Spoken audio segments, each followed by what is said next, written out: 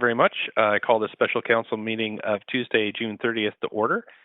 The special council bylaw appeal hearing was called by the mayor, I guess that's me, under section 14.5 of the procedure bylaw for the purpose of considering an applicant's request for reconsideration of the decision of the Director of Planning and refusing a sign permit to the Belmont Hotel. The special council meeting is convened by electronic means as authorized under Part 14 of the Procedure Bylaw and Ministerial Order number M192. As such, council members are participating by phone, and as chair of the meeting, I am also participating by phone. And if folks on the line could just check to make sure they're muted, that would be great. If council loses connection during any portion of this hearing, we'll need to recess the meeting and until the connection is restored. If council loses connection during the voting process, we have staff on hand to facilitate getting you back online quickly while we suspend the voting process. The contact information has been circulated to you.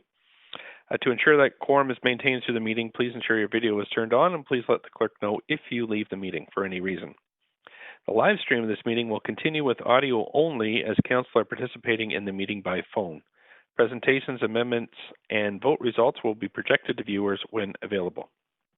Just want to acknowledge, of course, we're on the unceded territories of the Musqueam, Squamish, and Tsleil-Waututh Nations, and thank them for having care for these lands, and look forward to working with them as we continue to build this great city together. And thanks a lot to staff who are doing such a great job. Sometimes we forget we're in the middle of a pandemic, and just wanted to thank the staff for their contributions, which has been a very, very tough time for everyone. Clerk, can we have the roll call, please? Mayor Stewart is in the chair. Councillor Carr. Here. Councillor Dejanova. Present. Councillor Fry. Here. Councillor Swanson. Here. Councillor Hardwick. Present. Councillor Wiebe. Councillor Wiebe. Present. Councillor Boyle is on a leave of absence. Councillor Dominato. Present. Councillor Bly. Present. And Councillor Québillon. Present. You have quorum, Mayor Stewart. Thank you very much. The purpose of this special council meeting is to hear an application for the reconsideration of a refused sign permit. The decision to be reconsidered was made by the Director of Planning. Grant Murray of our Legal Services Department will provide a brief summary of the process. So I can turn it over to you, Mr. Murray. Thank you, Mayor Stewart. As you mentioned, my name's Grant Murray. I'm a lawyer with the city, and I'm just going to give a brief overview of the process that's expected here today. This is the first time that this council has done a sign bylaw reconsideration, and it may be useful to walk through the process briefly. The sign bylaw is authorized by Section 571 of the Vancouver Charter, and if a bylaw is adopted under the Vancouver Charter, sorry, I think I'm just one slide behind here on the presentation. Thank you, Irina. Section 571AA of the Vancouver Charter authorizes council to provide for relaxations of the sign bylaw. That was done by the previous council in July of 2017 when the current sign bylaw was adopted. 571AA also provides that in the event that relaxations are provided for in the bylaw, there's the automatic right for a reconsideration before council, and that's found in 571AA sub 4, which is on the next slide. Right at the bottom, a person whose request for a relaxation is dealt with by an official or a board is entitled to have the council reconsider the matter. In these circumstances, the relaxation was considered by a person. That's the Director of Planning. The sign bylaw, the next slide, please. The sign bylaw also authorizes Director of Planning to relax its provisions. Any decision made by the Director of Planning under that authority is subject to reconsideration. The process is set out in sections 15.1.1 and 15.1.2, and an owner may request a reconsideration of a decision by the Director of Planning. That was complied with by the applicants in these circumstances, and council must reconsider the decision in a reasonable time. It's important to note that council may uphold, overturn, or vary the decision. The next slide, please. The order of operations here tonight will be that the applicant will make a presentation shortly after I complete speaking. The city will respond to that. I understand that Jason Olenek of the Planning Department will be doing that. The applicant, it's also my understanding that there is one speaker registered for this, Charles Gauthier of the BIA, and after he speaks, the applicant will be entitled to respond to the city and the speaker.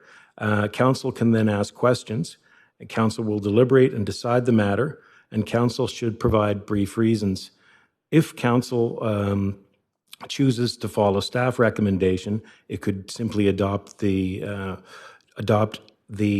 recommendation that is currently written up in the staff report.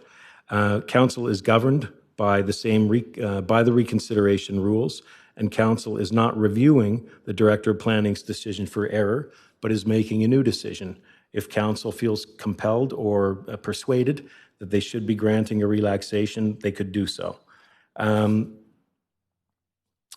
My understanding is that unnecessary hardship is the basis of the reconsideration tonight, and unnecessary hardship is defined in the bylaw, and that's on the next slide. Thank you. The unnecessary hardship means hardship that results from unique physical circumstances that are peculiar to the site and does not include mere inconvenience, preference for a more lenient standard, or a more profitable use, or self-induced hardship resulting from the actions of the owner or applicant. If hardship is found, then council can step into the shoes of the Director of Planning, and they would be entitled to relax the permitted height, sign area, copy area, vertical dimension or width of the sign, and the permitted location and number of signs on the site. The next slide, please. Thank you. Reconsideration regarding unnecessary hardship. In determining whether there is unnecessary hardship, council should contemplate the factors that are set out in A through H. Size and location of the site or premises, the design, the context, potential impacts, heritage value, topography, submission of any advisory group, property owner or tenant, and all applicable council policies and guidelines. That is essentially the process in a nutshell. My understanding is that the applicant is here and that they will be presenting their position now. Thank you very much, Mr. Murray, for that presentation. So we have a request for consideration regarding sign permit SI 2019-0078 at 654 Nelson Street. And next we hear from the applicant.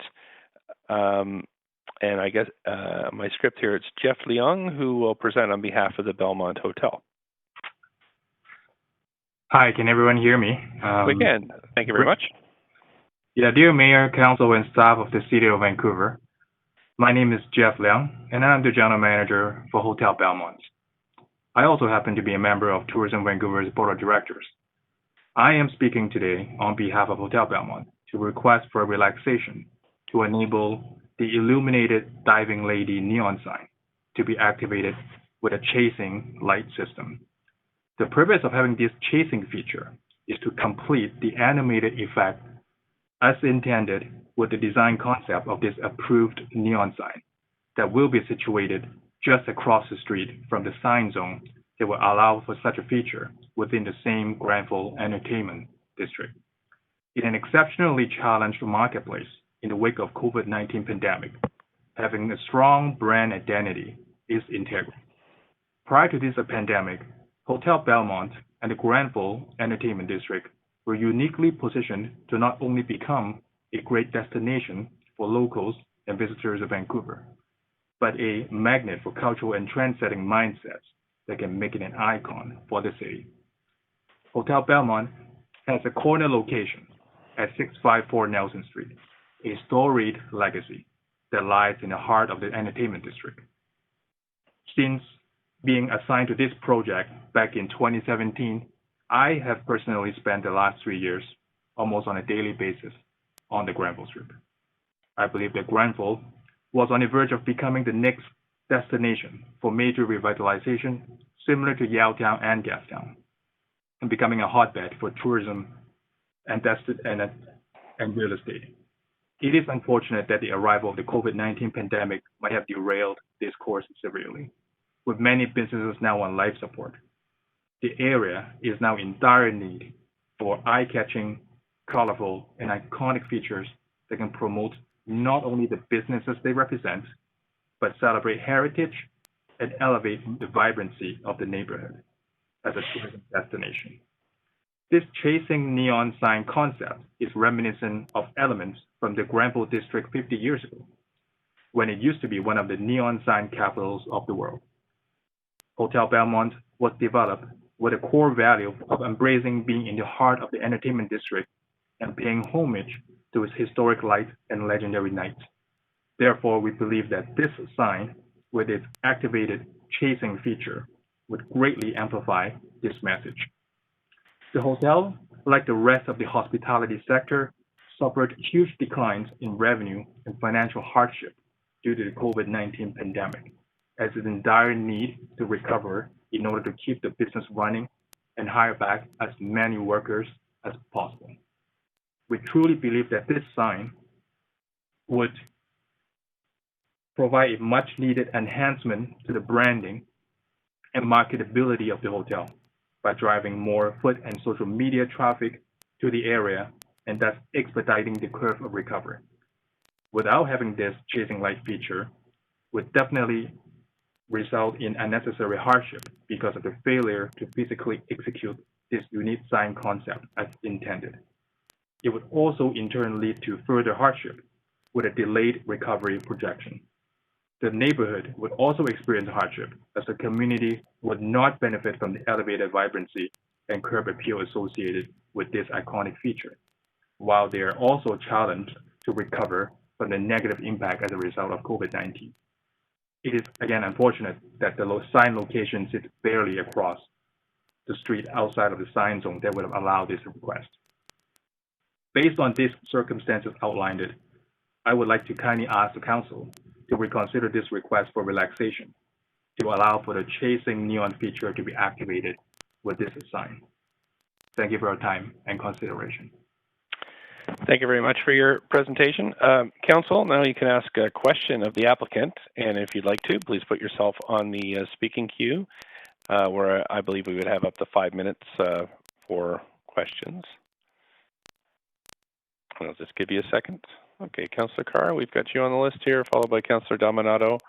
So again, questions to the applicant, Councillor Carr, up to 5 minutes. Please go ahead. Okay, thank you so much for presenting to us. My first question is around the fact that I know that there is a second permit that's been applied for that adds the diving figures, but they're not animated.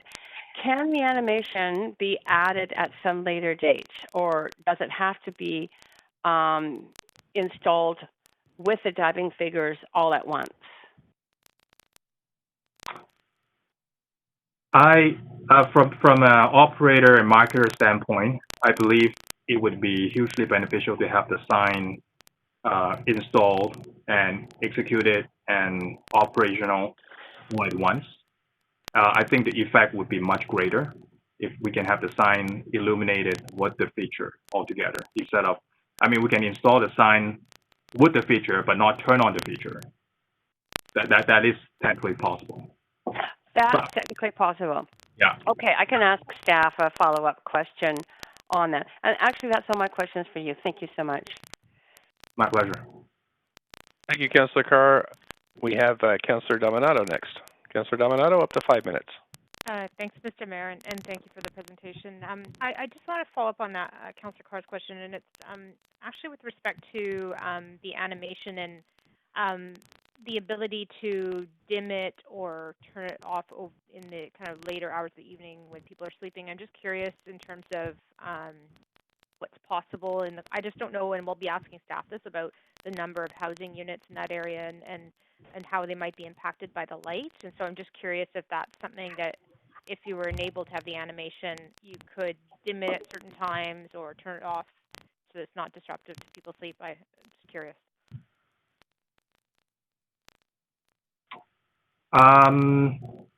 Yeah, I'm sure technically, again, it is possible. we can adjust the setting on the sign in terms of brightness, speed, just like the rest of the hotel. That is highly possible. Yeah. Okay. Thank you for that. Yeah. You're welcome. Thanks so much. We have Councillor Fry next. Up to 5 minutes, Councillor Fry. Yeah. Thanks, Mayor. Thanks, Mr. Leung. I'm curious. What is the history of the existent sign that is obviously in the same place and it's fairly new?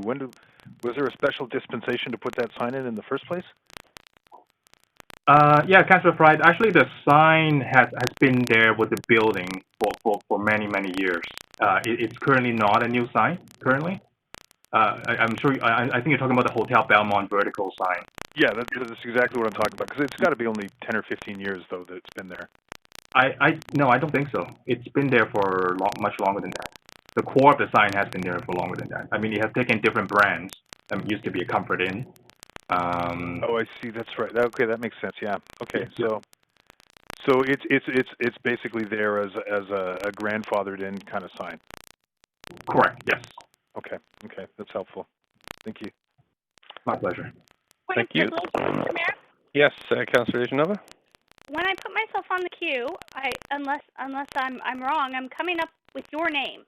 Yeah. So my apologies, but I can't fix it, and I'm sure I'm in the right login here. Sure. And did you want to be on the queue?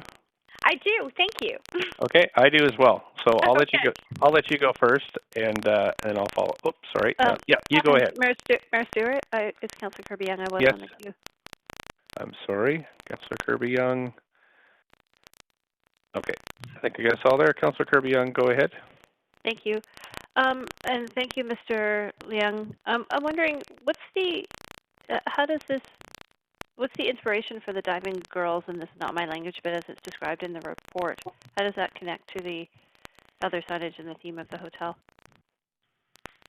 Yeah, Councillor Kirby Young, it's the diving girl sign is an element that we've taken from other vintage motels.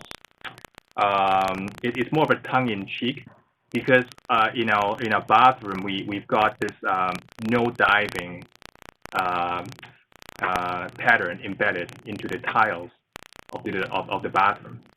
So it sort of echoes that, and we feel it's just a fun, cool retro feature.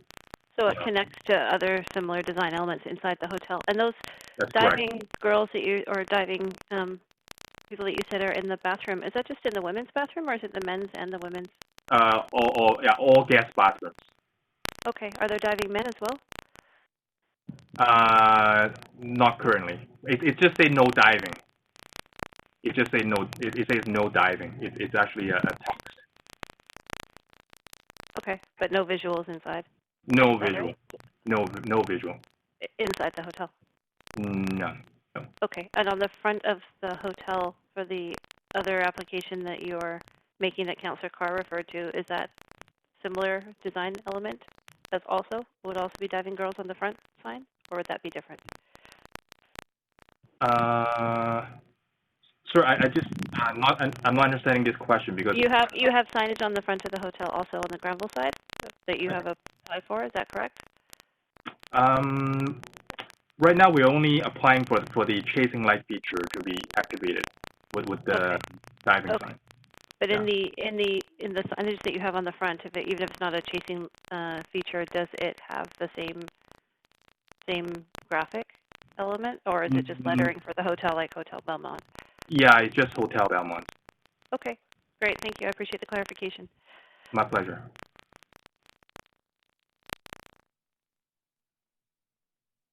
Thank you very much.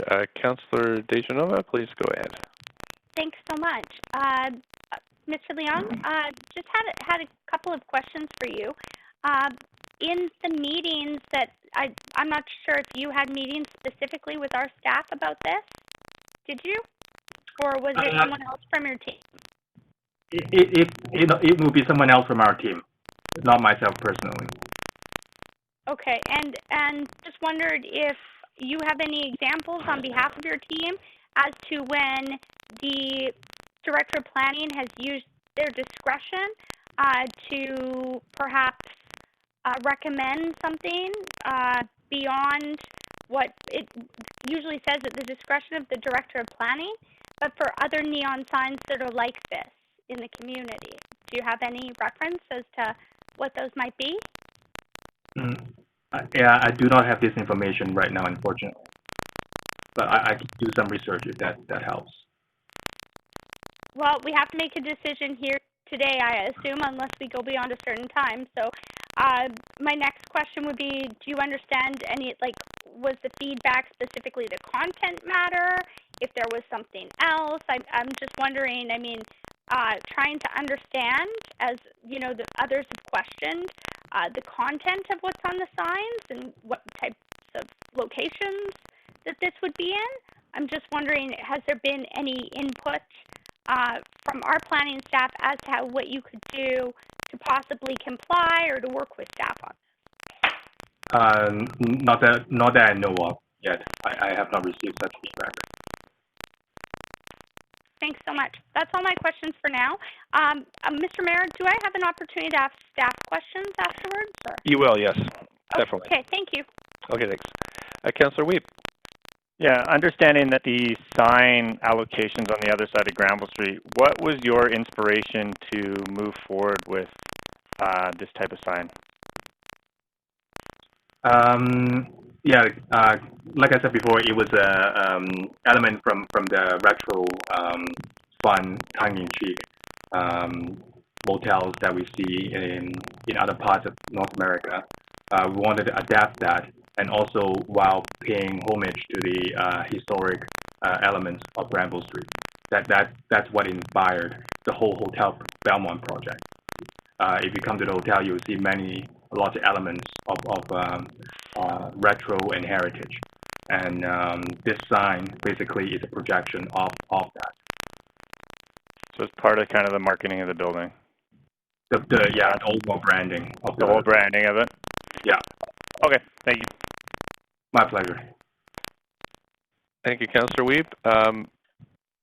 I just have a question for the applicant. So this appeal is on the grounds of if we don't grant this sign, it will cause you hardship, which is pretty specifically defined. And I'm just wondering, I heard you did say it in your presentation, but I'm just wondering if you could remind us what if we don't grant this, what is the hardship that is caused to you? I know you had a couple of reasons. I'm just wondering if you could repeat those for us.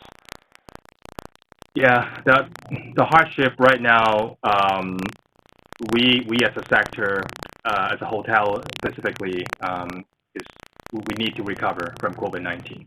I mean, this sign, the concept of this sign was invented well before COVID-19, obviously.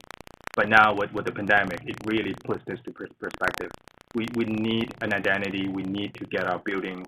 We need to get the visibility up, and we need to improve the overall marketability of the building, as well as the district and the community.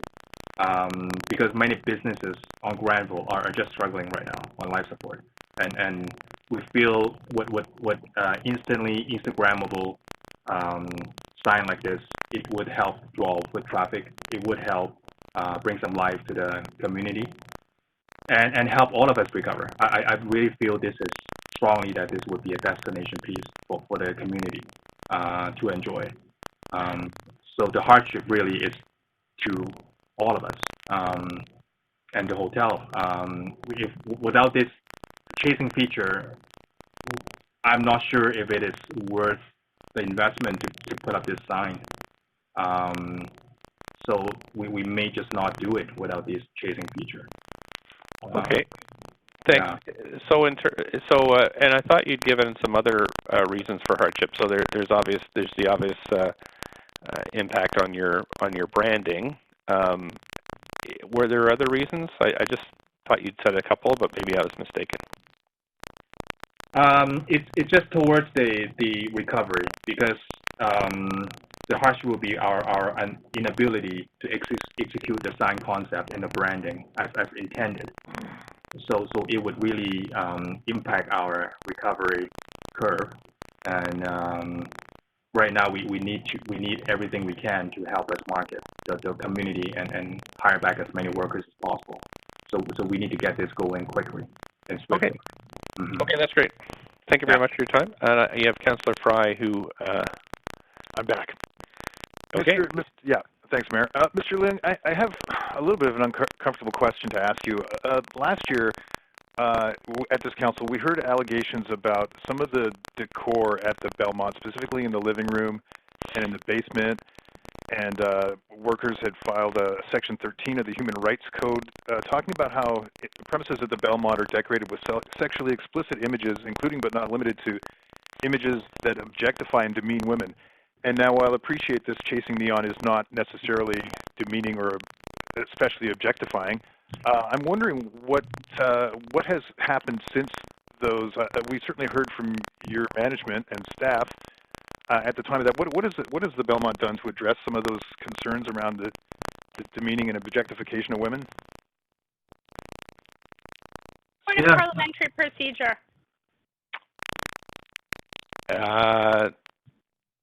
Parliamentary procedure, I don't, okay, Councillor Dejanova, parliamentary procedure? I'm trying to be polite here, Mr. Mayor, but I understand we are in an official hearing. This is not a council meeting. And I'm wondering, under parliamentary procedure, are we able to go, I mean, is this outside of the scope of the questions we can be asking? That's just my understanding. But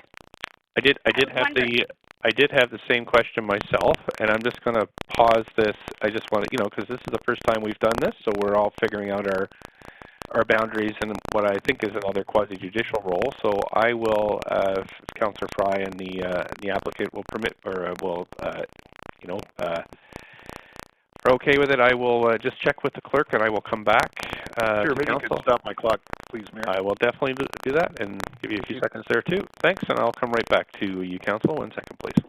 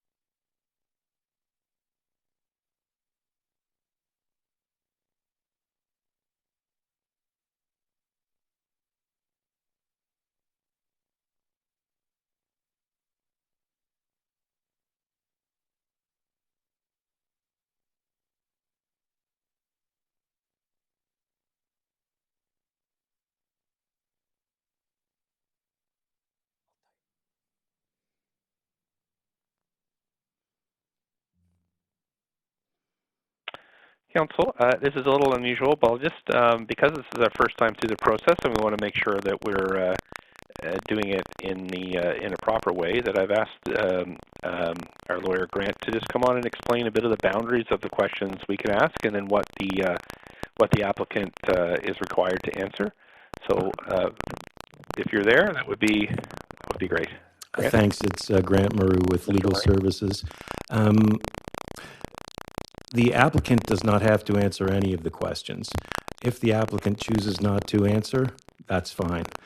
This particular question relates to the sign in some manner because some people may regard it as being sexually explicit, but generally speaking, whether or not the applicant is also being investigated by the Human Rights Code is not wholly germane to the sign reconsideration.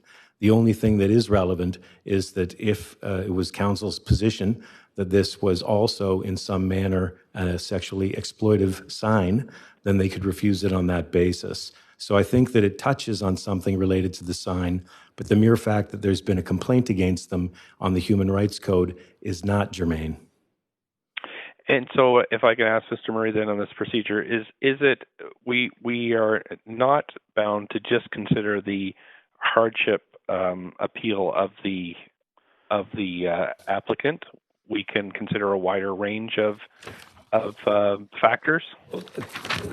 Sorry, the things that can be considered is set out in section 15.2, but applicable council policies and guidelines. I know that the city does have applicable council policies and guidelines against sexually exploitative depictions. So that's somewhat relevant. I think that it's reaching the limits of relevance, and it would be better if this was confined more specifically to this, but I don't think that the nature of the sign somewhat attracts this consideration. That's it. Okay. And point of parliamentary procedure, Mr. Mayor. Sorry, just one more. Okay. I was trying to be efficient here. Go ahead. But just on, it's a legal question. So through you to Mr. Murray, if you feel it appropriate, Mr. Mayor, we would have to judge this in the same way we would judge any other application, say a business license application. If we allow signage on the side of the penthouse or the number 5 orange, then would we be seen as biased, Mr. Murray, for treating this any differently? Well, sorry, I don't think that it relates to any bias. In these circumstances, there's been a refusal because it was considered not to be unnecessary hardship and not to be something that could be granted under the unnecessary hardship clauses. But you should treat all applicants in the same manner and apply the same rules as you can. Obviously, you shouldn't be biased in any manner against somebody based on activity that occurs outside of the sign application. In these particular circumstances, the sign could be regarded in some manner as being sexual. Good. Okay. I'll know to treat the number 5 orange and Brandy's and the penthouse the same. Let's not bring in all those. Let's just stay on this this particular decision. Thank you. Okay, Councillor Fry, please go ahead and continue with your questions, and I'll give you an extra 15 seconds because I let your clock run. Sure. Thanks, Mayor. And Mr. Leong, as Mr. Murray indicated, you certainly don't have to answer this, but in referencing the specifics of the complaint, they did actually mention specifically while each of these decorations in isolation or in a different context could be acceptable in a workplace together, they create a gratuitously hypersexualized work environment for the hotel's employees. And that's reading from the complaint to the Human Rights Code. So I'm just wondering if that's germane to any work that Belmont's done to mitigate those sort of concerns from the employees? Yeah, Councillor Fry, I respect your question. I mean, I can openly tell you that we treat our employee with the utmost respect. The complaint, first of all, was still outstanding. It's not yet accepted by the tribunal, to my knowledge. Second of all, we have done a lot to protect our employees, male or female. We have trained in place, workplace training. For violence and sexual harassment. We have panic buttons in place for all our staff that they can have access to. We have made these investments to ensure we're mitigating these risks. So yeah, to answer your question, we're doing everything we can to ensure the safety of all our team members, male and female. Okay, thanks, Mr. Leong. I'm going to hold on questions for now. Thanks. Okay, thank you. Councillor DeGenova, you go ahead. Thanks so much. I was just wondering if you, and of course you don't have to answer my question, but how much would you say financially that the applicant, and you as a part of the applicant team, how much has been invested in this? And I'm talking about financially, aside from branding. Yeah, Mayor DeGenova, thank you for your question. Councillor, sorry. My apologies. Sorry about that. Since we bought the property in 2017, we invested, first of all, about $32 million in purchasing the property. And the additional. No, I just meant specifically the signage, like to have it designed, to have basically the I suppose the part of your applicant team that would be responsible for this to look at the procurement, the branding. I understand branding is quite extensive, especially if it involves logos or branding wise, it's about 60,000. Plus we've spent on the electronics and installations, the capital spending. I don't have just one last question for you is, would you expect that if, considering the questions are allowed, if this was in any way, if there was any concern from any council member, including myself, about, the sexualization, as was stated, would you expect us to treat other applications, including business licenses, the same for other bars that may sexualize women or have like murals on the sides of their buildings? Would you expect to be treated the same as other bars? I would be expected to be treated the same way, fairly. Okay, thank you. My pleasure. Thanks very much, Councillor Carr. I'm just gonna. Sorry, I've got sun in my eyes here. Okay, Councillor Carr, go ahead. No, I actually have asked my questions. You must be on a different list. Thank you.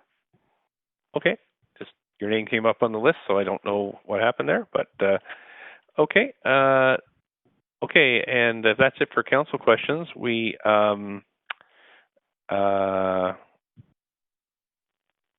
can ask staff questions, or we have one caller on the line who'd like to speak to this. If council would Mayor be Stewart, okay with it. Yes? Happy to hear. We have a presentation from staff now. And you want to do that first? Okay, great. Thanks very much.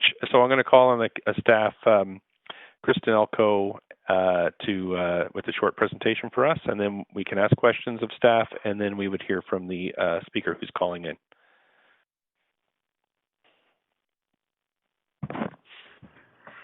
Thank you, Mayor and Council. This is Jason Olnick in Kristen's place. I'm the AD of Development Planning. We'll go through this for you. Just a reminder that this is located at the corner of Nelson and Granville. Next slide, please. On the left of this slide is the outline of the process ground outlined earlier. On the right is the definition in the bylaw of the hardship.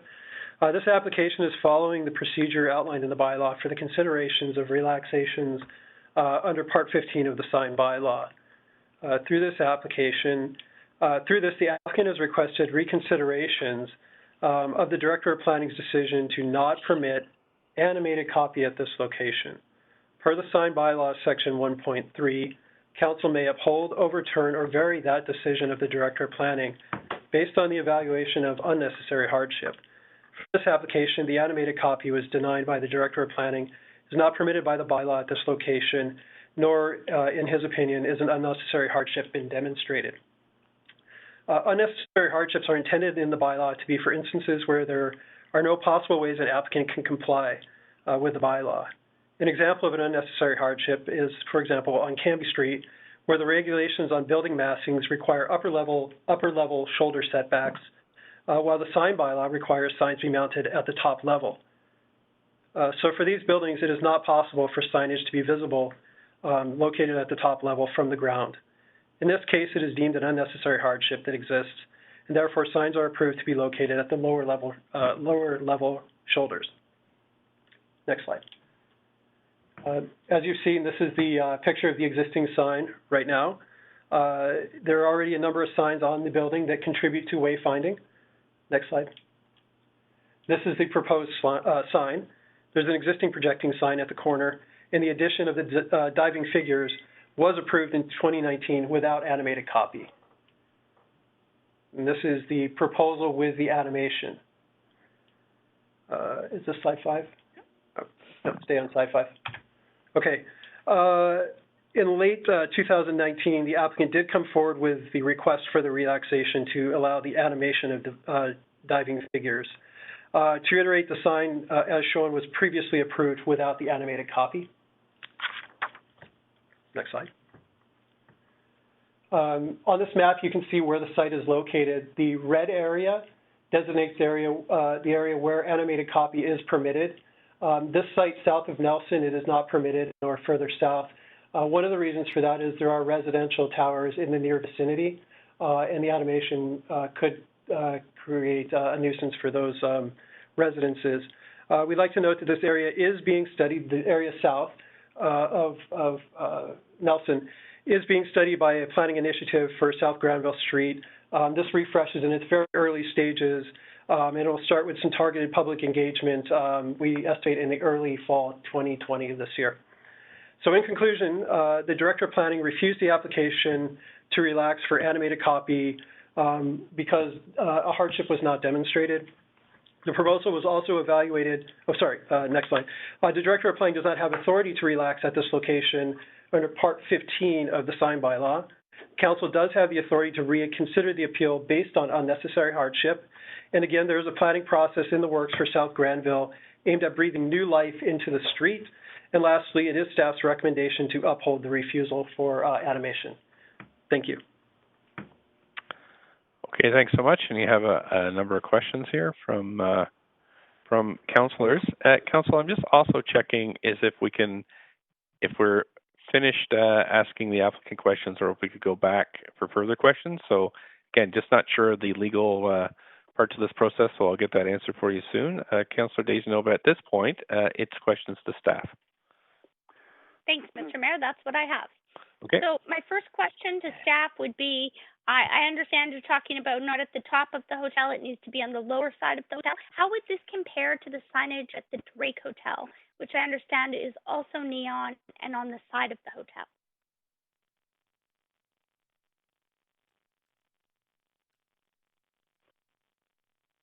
Hi, this is Kristen Elko here. I can answer that if everyone's okay with that. I can't speak specifically to the Drake Hotel, but the sign bylaw does allow larger projecting neon signs on the corners of buildings. The difference, at least on this proposal, is just the animation portion is not allowed, but the size is okay. Okay, so in the presentation, I just saw that it should be on the bottom part of the building and not on the side vertically. So you're telling me it could be on the side vertically as long as there was no animation? Councilwoman, this is Teresa O'Donnell, Deputy Director for Current Planning. I think our example may have confused you, and I apologize for that. The sign, no, it was a bad example. The sign itself, just to be really clear, the sign itself with the diving figures has been approved. The only thing under consideration tonight for the council in this appeal is whether or not those diving figures can animate. It's the only consideration. The sign's been approved, the figures have been approved. The only thing under consideration is whether or not those figures can animate. And the reason that we have denied it is there isn't a sign district that allows animation, but it ends on the north side of Nelson Street. This property is not within that district. Hope that's clear. Thank you. Thank you very much. That's definitely more clear for me. What I will ask is, is this in regards to the city's lighting policies? I mean, is there a reason that there's a stop at Nelson? Is it because of residential concerns more so? I'm just looking at the rationale behind the district, behind having it a hard stop right there in the district schedule. Yes, ma'am, you're exactly right. The reason the line was drawn there is because of the residential that's present south of Nelson Street. However, the staff is looking at that in a future study. We're not undertaking it at this time, but it is the presence of the residential and our concern that animation may interfere with the residents that are located in that immediate vicinity. Okay, thanks very much. And just one more quick last question is, would you be treating every other application regardless of, concerns or media reports or any other issues that were brought to council because of the sexualization? Would we treat all applicants the same? That's how staff, I understand, treat all applicants. I just want to confirm that because it has been brought up as specific to this project. That is correct, Councilwoman. The content of the sign is not under consideration. It's just the animation. Okay. Thank you very much. Thank you. On to Councillor Carr. Thanks, Mr. Mayor. Mrs. O'Donnell, you did talk about the residential area. south in the immediate vicinity. Could you define for me immediate vicinity? Is this like right on Nelson for the residential? So Yes, Councilwoman. you're zoned for it but not existing. The area immediately adjacent to the east on Seymour, that is residential, and Catty Corner across Nelson at the northeast corner of Nelson and Seymour is also residential. Okay, that's great. Second question. The applicant talked about hardship, and I know we have a definition of hardship, but he did specifically talk about the increased hardship due to the impacts economically of COVID-19. Does COVID-19 in any way pose a different set of circumstances regarding the issue of hardship? No, ma'am. Financial considerations are not within the scope of the hardship. It would have to. The hardship is directly related to the site itself, and whether or not the site is impacted differently than other similarly situated properties. And we could not find such a hardship. Okay, thank you. Third question had to do with the planning initiative, and you did touch upon that in a previous answer. So in other words, there in the report talks about a planning initiative sometime in the future, I gather, to revisit signage along this border area. Do you have an estimation on when you think that planning initiative might be undertaken? Thank you, Councilwoman. I understand that the program launch will be this fall. I believe we've got. I believe we're starting to do some testing right now. I'm just reading through an email real quickly. We may be ready with some draft policy regulations later this year. Hopefully, we will be able to bring some considerations to council by the end of the calendar year. Okay, and if council decides to support the recommendation that we've received from staff, but then there is a subsequent planning process that changes possibly the boundaries of this district, would the applicant be free at that point to be able to reapply for the sign? Absolutely. The Granville Entertainment District is an important area of the city. We do have a number of studies underway. If the council chooses to adopt those new policy and perhaps bylaw amendments that might come forward as a result of that study, the applicant would certainly be able to apply at that time. Great. And my final question has to do with the distraction of a moving sign. And I know that that has been an issue in prior council decisions around signage. Nelson Street is a very, very busy street. And I'm wondering if you might, if it's at all relevant, and you might be able to inform council as to the possible impacts of an animated sign on a very busy street for car traffic. Yes, Councilwoman, thank you for the question. It's a very, very important question. Driver distraction is always a prime consideration of staff, particularly in a high pedestrian area such as South Granville. So that is one of the considerations we'll be taking a very, very close look at. Okay, those are my questions. Thank you. Thanks very much. Councillor Fry? Yeah, thanks, Mayor. I guess a question for Ms. O'Donnell as well. What would approving this sign as animated, I appreciate the context around it, could be approved unanimated and then possibly animated later.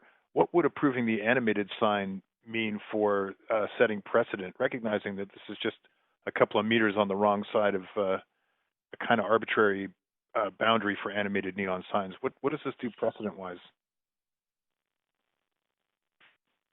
I might ask our legal counsel to help me with that answer. In my opinion, it would present a significant problem, I think, in terms of the integrity of the existing district for staff. That's why we did not, we're not able to find a hardship. We're not able to approve this sign. But I'll have to ask Mr. Murray if perhaps he would like to comment on precedent. Hi, it's Grant Murray again. I generally agree with what Ms. O'Donnell just said. I think there's two prongs to the city's position here. From what I understand, A, there was no unnecessary hardship, and financial hardship doesn't count. And B, even if there was hardship, 15.1, the permission for a relaxation of unnecessary hardship doesn't account for this. The things that you can change are height, sign area, copy area, vertical dimension or width of a sign, and B, the permitted location or number of signs on a site. It's not where they could be located outside of the site. This is not, from what I understand, a district that permits animated copy. So my understanding is that this would be contrary to the definition of unnecessary hardship and contrary to what you're permitted to relax.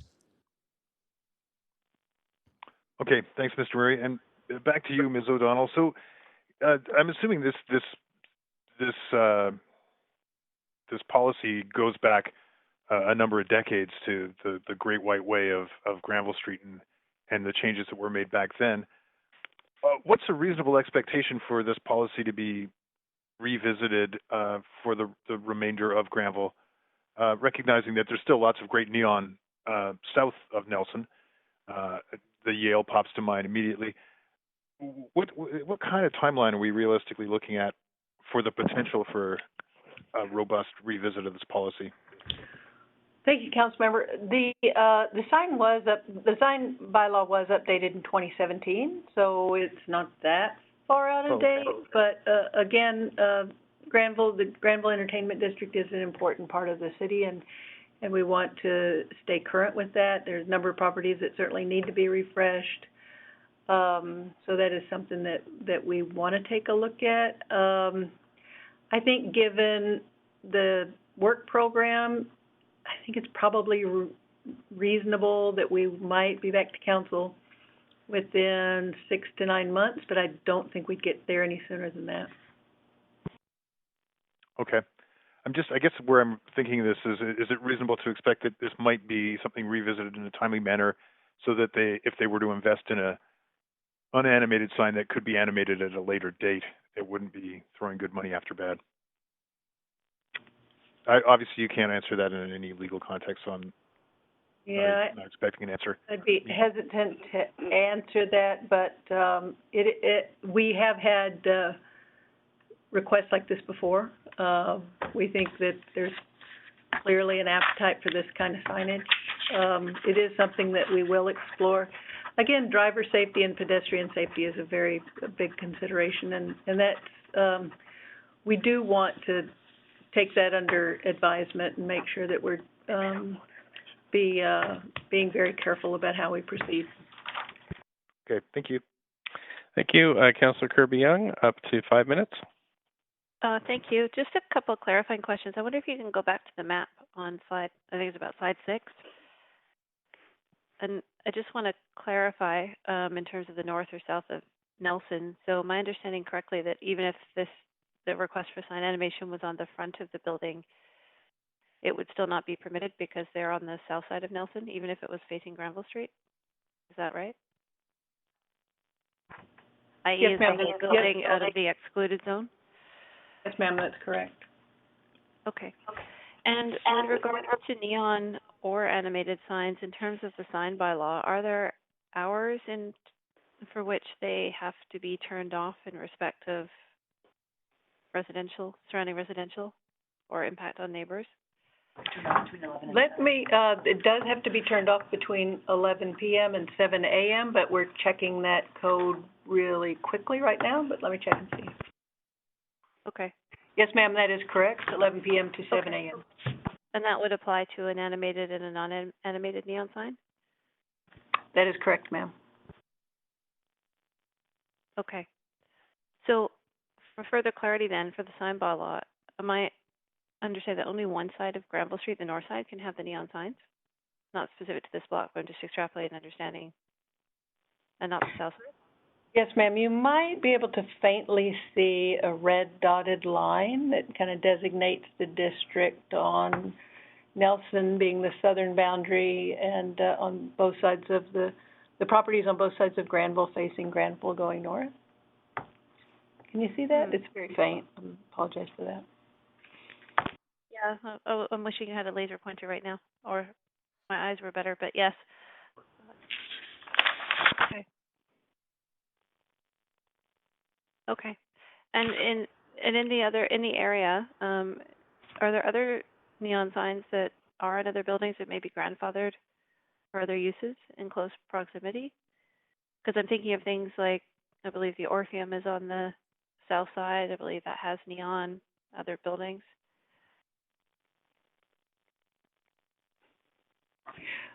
Ma'am, just checking with the staff, I believe because of the update in 2017, we don't have any grandfathered signs. We may have some existing non-conforming signs. And also, to follow up on your previous question, if you do have your staff report handy on page 3, there's a map, a graphic on page 3 of that figure 1, and that shows the district in a shaded red color. That's the district that allows the animated copy area. Okay. So this is on the south side. So the other neon signs that are south of Nelson are existing non-conforming signs. Is that correct? That's what you're saying? Yes, ma'am. Either that or they could be worked without a permit, but yes, we hope they're existing non-conforming. Okay. And just because of the time of when they were included and the time of when this policy applied, or can you sequence that for me, please? Kristen might be able to answer that. I can't speak to the specifics of those signs. Let's see if we can get another staff member on the line who might have that information. I don't have that at my fingertips. I apologize, but if you give us a minute, maybe we can find that. Okay, sure. I'm happy to come back to that, Mr. Mayor, and save my time, give staff a chance to find it. I can just maybe add to that, just to clarify, in 2017, the sign bylaw update did not change details of the Granville Street sign district. So these are rules that have been placed for a while regarding animated copy. So how does something like the Orpheum have a neon sign then on the south side? They can have neon signs. It's just whether or not the neon is moving. So that would have been either they have a permit. Okay, thank you very much. That's it for me. Thank you, Councillor Dominato. Thanks, Mr. Mayor. And just, a few follow-up questions. Just to recap so I'm clear is, I heard is that the Belmont has been approved for a sign with the diving figures design. It can be neon, it can be lit up, it just can't be animated. Is that correct? That is correct, ma'am. Thank you. Okay, perfect. And how far north does the animation zone go down Granville? We've established the boundary is Nelson on the south. How far north does it go? It goes to Hastings, ma'am. Okay, thank you. And then with the housing that was identified nearby, isn't there housing north of Nelson in the blocks where there is animated signs? Yes, there are. So I'm trying to reconcile the distinction between allowing animated signs in the blocks of Granville where there's also housing in behind on adjacent streets, and then there's housing in adjacent streets on the south of Nelson, and it's not permitted. Is it just because we never got to that stage of looking at that extension of the road south to having a policy and bylaw to reflect that? I'm sorry, I can't speak to that. I've not been with the department long enough. I guess my only response to that is people living in that district now understand that that is permitted now, and so they've moved there, or they knowing that those were the regulations, or the regulations have been in place for a while. The difficulty with approving this outside of the district is the area residents have not expected that to now be permitted.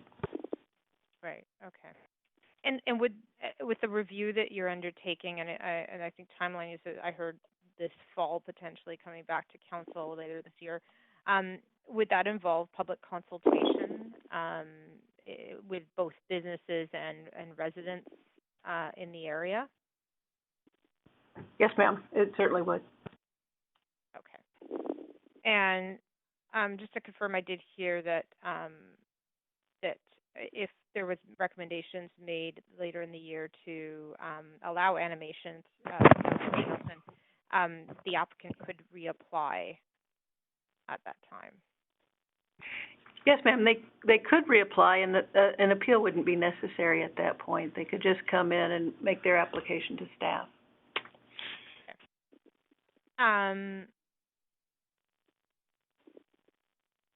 Sorry, I'm just looking at my questions I had. Okay, I think I'll pause there. Thank you. Thank you, Councillor DeGenova. A minute and a half or a minute 15 seconds. Councillor DeGenova? Sorry, I was on mute. Mr. Mayor, Okay. I know we're silly questions, but I'm happy to, I don't know what proper process is, but move the recommendations. Oh, no, we're not there yet. We're not there sorry, yet. I thought we were. We have still have speakers to hear from, so we're... Oh, I'm sorry. I'm sorry, I didn't. Yes, that's right, we do. And I had just, maybe what I could ask Mr. Mayor as a point of parliamentary procedure, if you could stop my clock for that. Sure. One. Thanks. My question was just if there was an amendment, would it be best that I send that over, Mr. Mayor, to staff first, understanding this is very legal and we're a quasi-judicial body? If I was just off some of the questions and answers that staff are giving right now, of course, I'll hear from the speakers first. I don't know if we're able to make conditions on a yes or no, so I would have to check with you if we can do an amendment, but I will do that right now. Just for legalese, yes. I want to make sure that I well, it might be more. We may not be able to. We may not be able to make amendments, so I will check on the second place.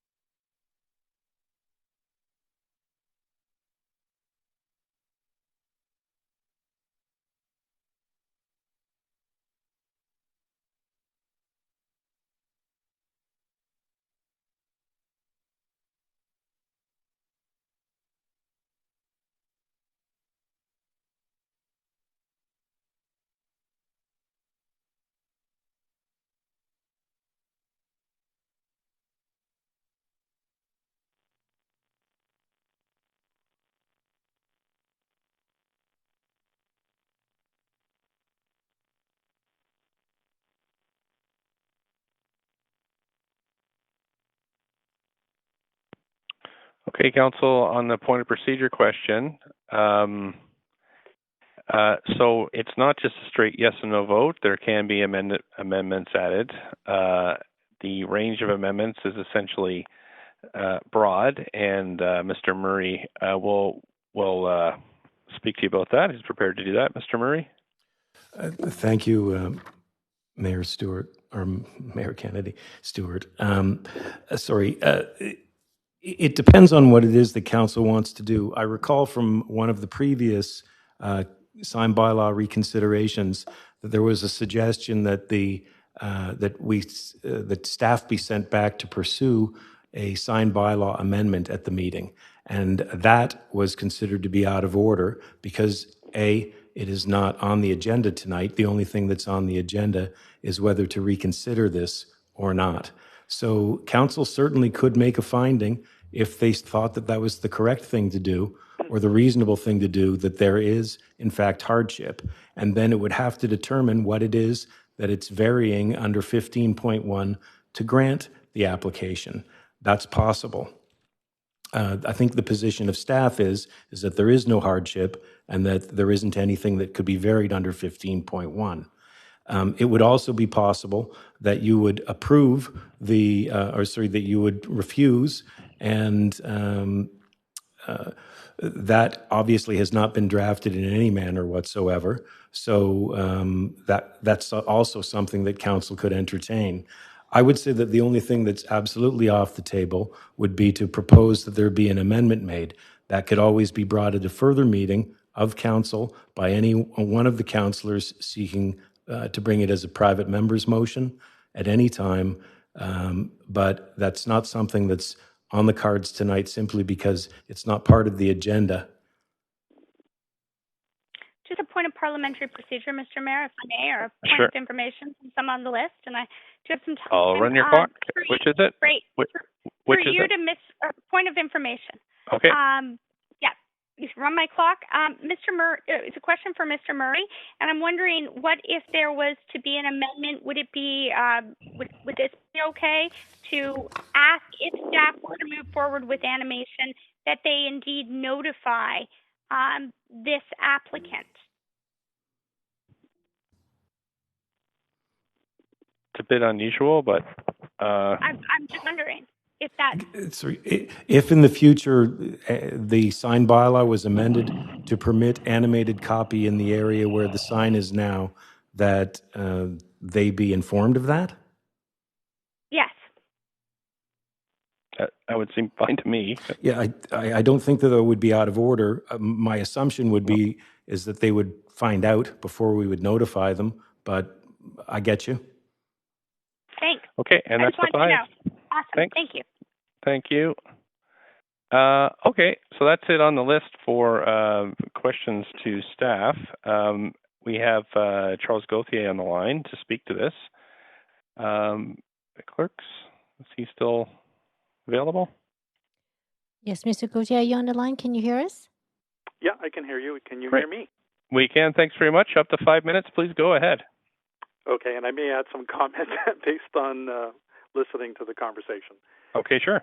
The purpose of this letter is to communicate the Downtown Vancouver Business Improvement Association support for the chasing or the moving feature of a neon sign previously approved by the city. We understand that this feature is currently not permissible because the building that the sign will be attached to is located on the opposite side of the zone boundary that does permit the chasing neon feature. As you are well aware, a number of building and business owners along Granville Street have made significant investments over the course of the last few years to renovate and upgrade their respective properties. The owner of the Hotel Belmont, Pacific Reach, is amongst this group. These investments have greatly assisted in elevating the stature of the street, changing people's perceptions about the street, and attracting customers back. The addition of a chasing feature on this neon sign would not only pay homage to Granville Street's roots as a destination that was once renowned for its neon signs, but it would also introduce a strong placement element similar to the DVBI's laneways, Ackery's Alley, and Alley-Oop in the Granville Entertainment District. And here are some of my comments. Councillor Dominato did ask city staff in regards to residential north of Nelson. And I think it's important to note that residential flanks Granville Street the full length downtown, so north and south of Nelson Street. There is a light feature on top of a office building at 980 Howe, which is at the corner of Howe and Nelson, so relatively close to the subject site that you're discussing tonight. And that sign is illuminated. It's illuminated at night, and it does change colors throughout the evening. Staff were asked a question in regards to illuminated signs and having them turned off. I believe it was at 11 o'clock at night.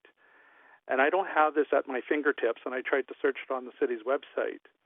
But I know that I fought hard on behalf of the association and our members for Granville Street to be exempt from the illuminated sign provisions requiring building owners or businesses to shut their lights off at 11 o'clock at night because it was part of the Granville Entertainment District area.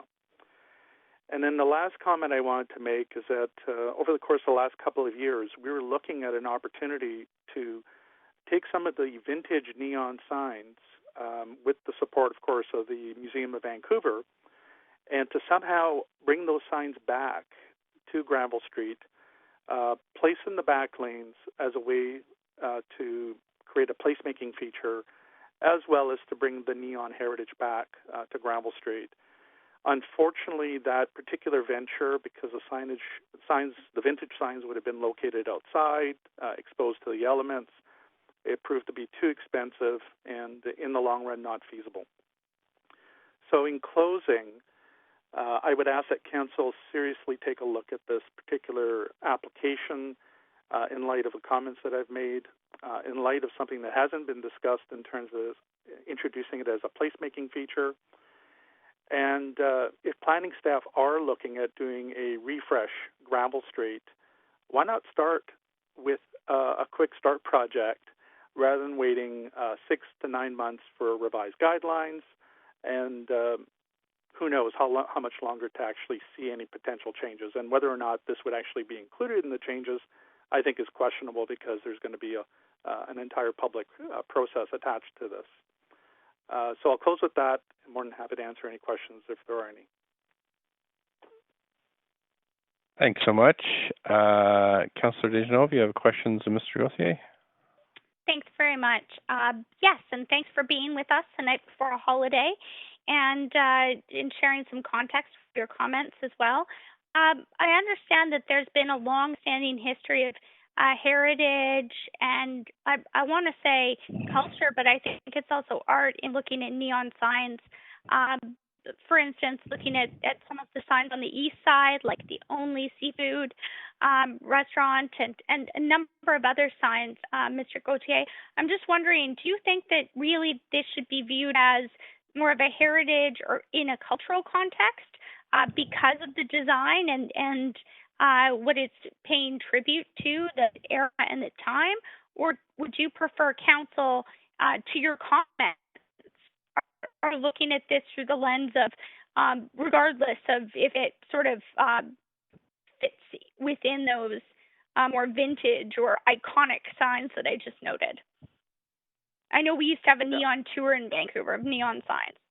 Yeah, I mean, I think that there is kind of a back to the future, and there's a lot of interest in neon signs. I know that Quad Wheel Property, through its relationship and support of Museum of Vancouver, will actually incorporate some of the vintage signs in the new building that's being constructed, the former Canada Post building. So I think there is, what's old is new again, and I think there's some interest in it. And I certainly think that, from a DVBIA perspective, we're always looking at items that actually can bring people back into the downtown and explore the downtown, and that's why we got involved with the laneway transformations and doing some really interesting projects that can bring people to look at interesting placemaking initiatives. So I think it does fit into the cultural, the arts, the nostalgia, and some of the conversations you've had this evening and talking about, light pollution, and those words weren't used, but it kind of harks back to the reasons that Vancouver outlawed or banned neon signs. And And I think the introduction of neon signs at strategic locations, which I would think that the Hotel Belmont is at one of those locations, and it's just on the wrong side of the street with an imaginary line on a map.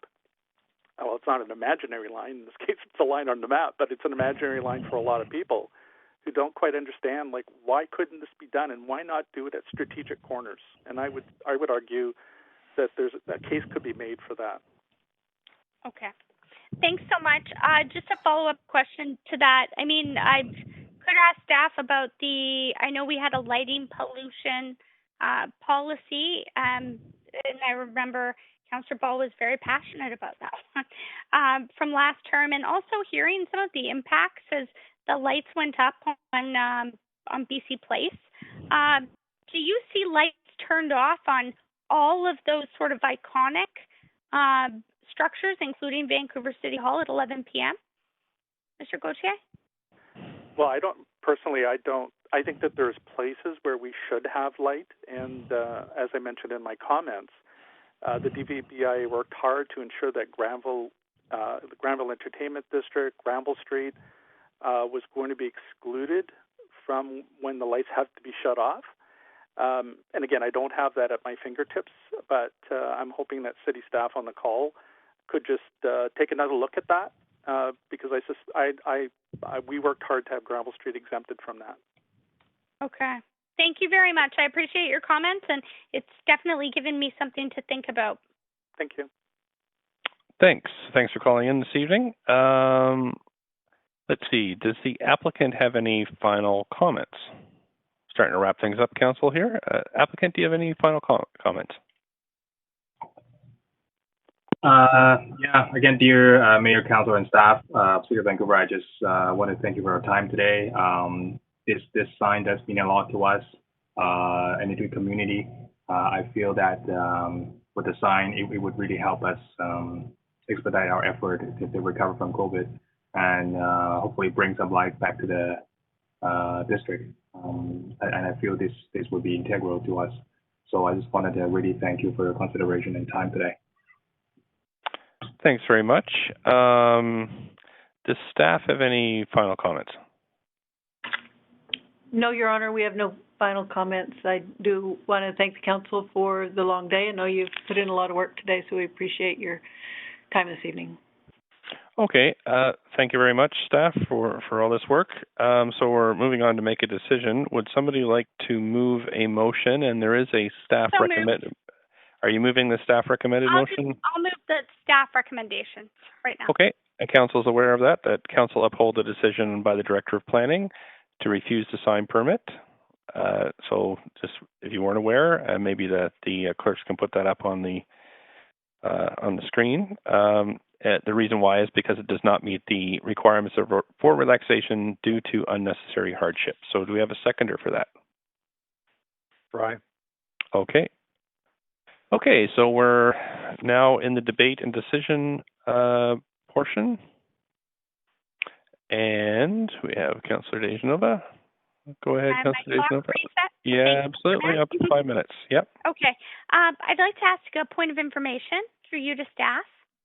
Okay. And that is there any time frame or timeline just to inform my decision here? But the amendment that I was thinking of moving forward with, that I'm not going to move forward with right now, is informed more by looking at sort of the art and cultural element of neon signs in Vancouver, understanding that entire books have been written on the neon signs and their history in Vancouver, and noting that, you know, the very famous East Van sign that, although it's not vintage, I understand was also sort of a tribute to the neon sign and the time of that. So Back to the Future was a good way that the speaker had put it forward, or had characterized it. But are staff doing any work on that, either in planning, in arts, culture, and community services right now, or through the heritage work of the Heritage Foundation, or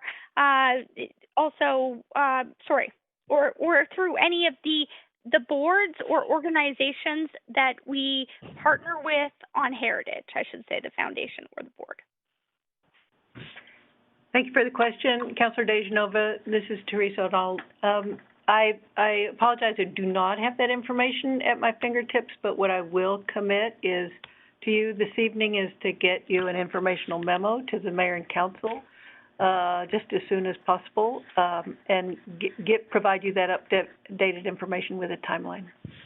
Okay, thanks. And it's fair to say that if there was a consideration for this and it moved forward in the future, although this applicant might not be notified directly, but they would have the same right as any other applicant, past the border of where the district schedule is right now on Nelson Street, to participate in application again, facing no consequence or bias because they had already applied and the Director of Planning's decision, or the Department of Planning's decision also, was to refuse this. Is that correct?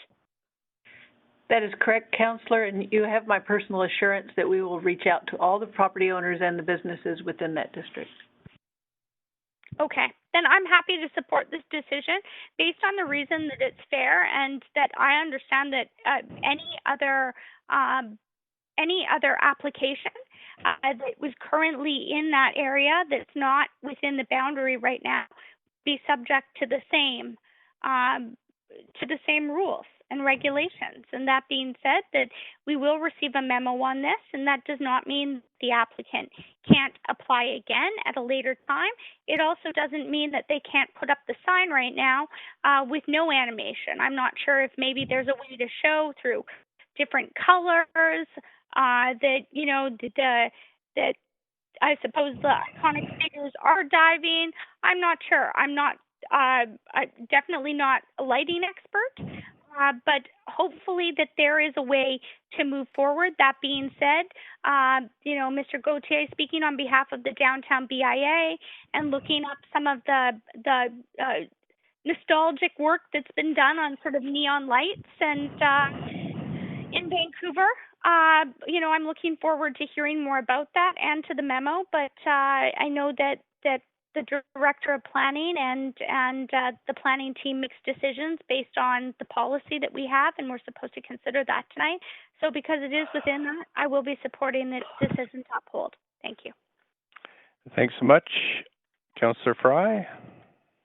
Yeah, also speaking in support of staff's recommendations, and I appreciate the work that's gone into this, and I appreciate the creativity that's gone into the sign as proposed. And I hope that we do see an opportunity to see this and other animated signs on Granville Street and elsewhere. I mean, the history of Vancouver's neon signs is actually a pretty interesting one. And back when Vancouver still had sawmills and it was a foggy waterfront kind of city, Vancouver was known for its neon signs glimmering through the fog.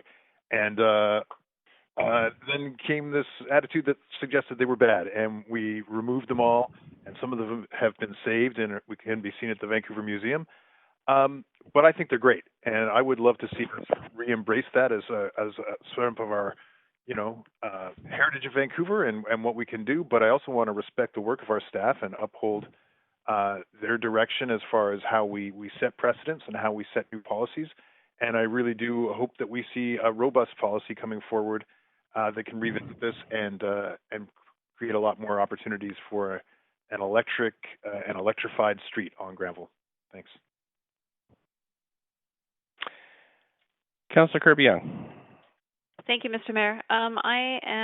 This is an interesting discussion and longer one than I anticipated.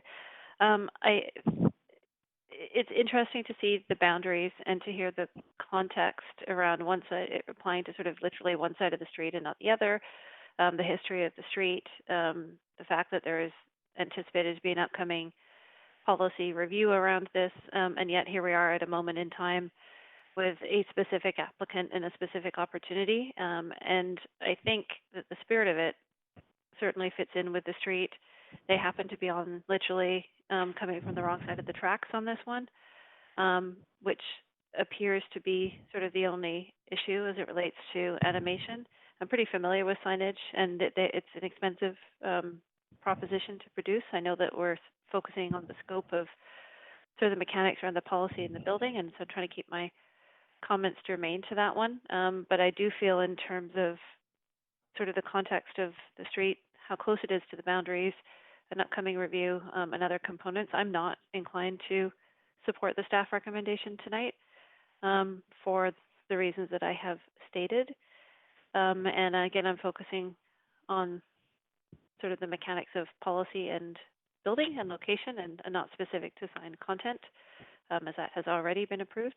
But that's kind of where I sit on it. I just think that from a common sense perspective, it doesn't make sense. And I think that particularly we want to be business friendly at this time while respecting the policies that we have. So I'm not going to support the staff recommendation. Thank you.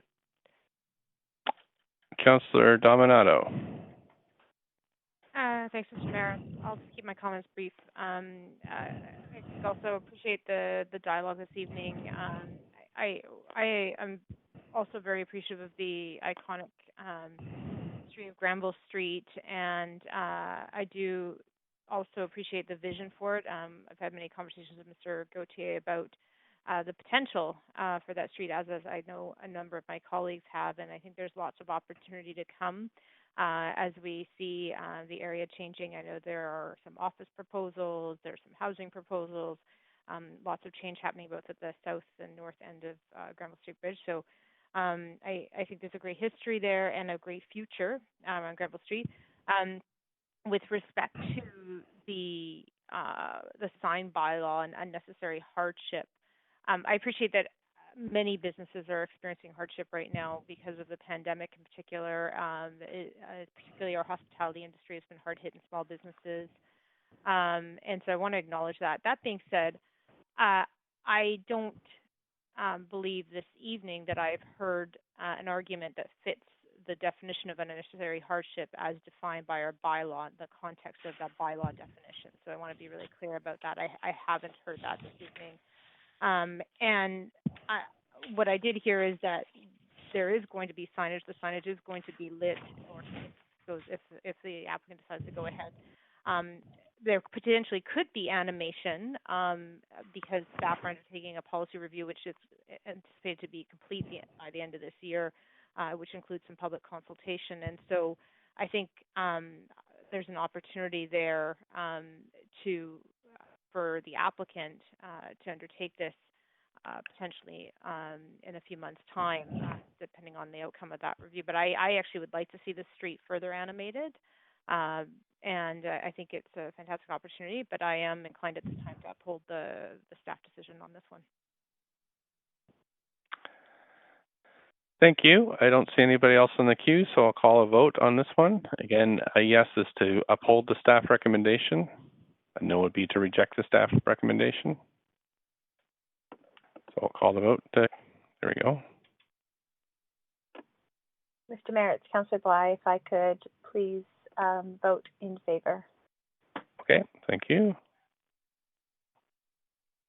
Councillor Hardwick.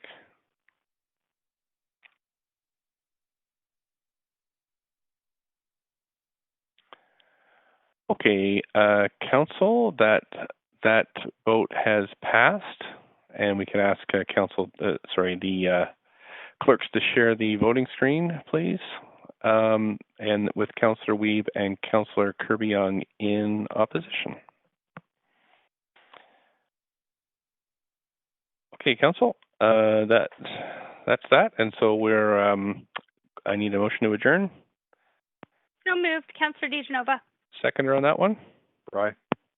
Thanks very much. And I do yeas and nays. All in favor of adjourning? Yay. Yay. And nays? I hear none. Thanks very much, everybody.